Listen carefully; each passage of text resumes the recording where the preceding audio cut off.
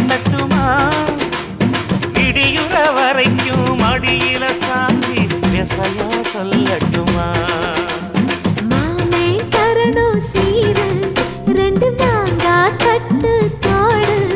நீ சிரிக்கிற தங்கத்தேரு ஓ தேவை என்ன கேளு வெடல புள்ள நானும் ஒரு விவரம் கேட்க வேணும் ஏதன்னானே